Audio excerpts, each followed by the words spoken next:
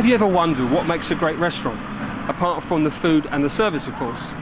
Well, the lighting makes a huge contribution towards the atmosphere and the success of a restaurant.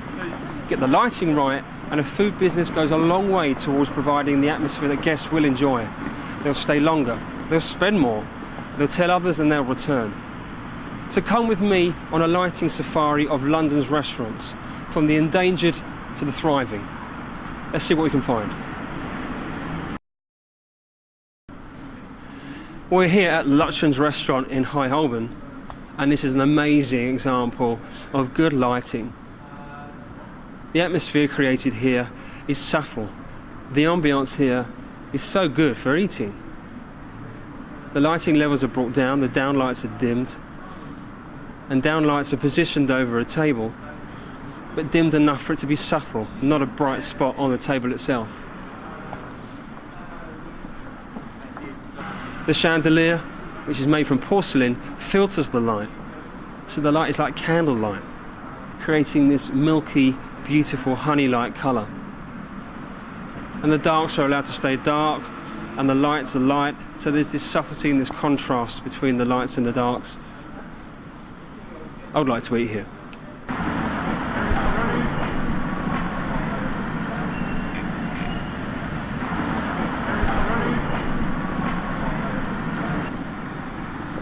Okay, so here we are at Wasabi, the sushi restaurant, and in contrast to Lutyens, this is dramatic, isn't it? But then this is a fast food restaurant. This is lighting that invites you in and gets you out quickly. It's functional, so there's nothing wrong with that, and they've added some colour which brings some interest. It does the job, but you have to be careful. Not too much neon, not too much fluorescent. It's not flattering. It does the job.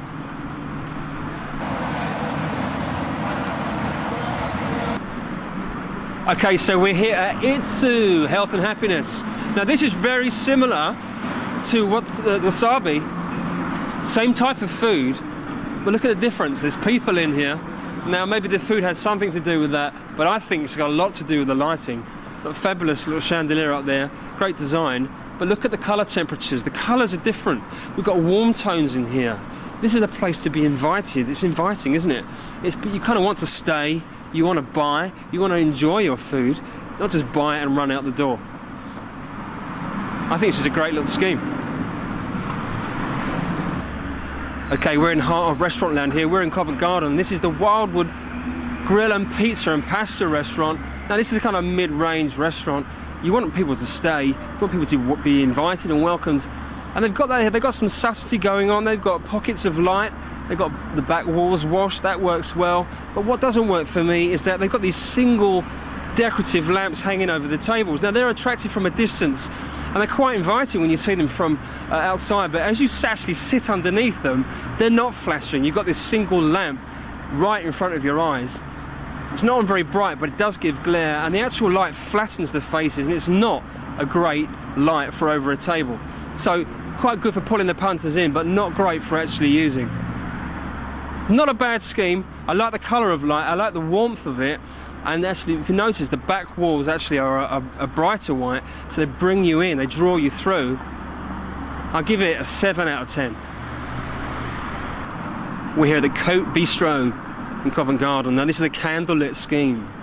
Candlelit dinners, you think they are, well they are romantic, aren't they? But the lighting's very subtle. Subtle lighting, convivial dining, yes. Functional, well, can you see your food? I'd say this is pretty good. It's not bad. I would like to see a bit more light. I want to draw the eye through. I would like another focal point. It's calming. It's relaxing. I certainly could eat a meal in here, yeah, but I would want to see a bit more light.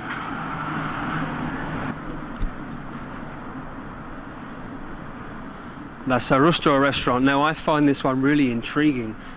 This is a lighting scheme that has not been designed. This is an eclectic mix of every lamp you can pretty much find. But it's actually really inviting, it's really intriguing. Why? Well, it's just because the light is so well spread out. There's no one single point source of light that is too bright.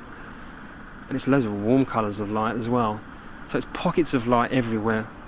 It's pockets of warm light everywhere. And it's like a discovering spaces. Yes, it's a space that's full of things. It's full of lights. Will it? Is it a good colour? Well, it's very orangey, but it's kind of inviting, isn't it? I like this one. By Byron Hamburgers here in Covent Garden still. Every restaurant needs to stand out from the rest. It needs a signature. And here they've chosen to choose funky shades. They've got some amazing shades in here. But what they haven't got is enough light. They've got candlelit on the table, candlelights on the table.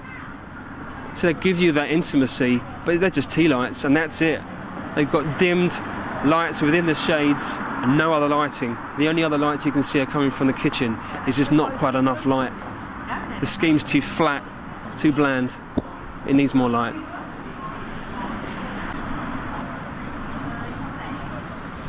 Well, as you probably guessed, restaurant lighting is great and we want to help you get it right.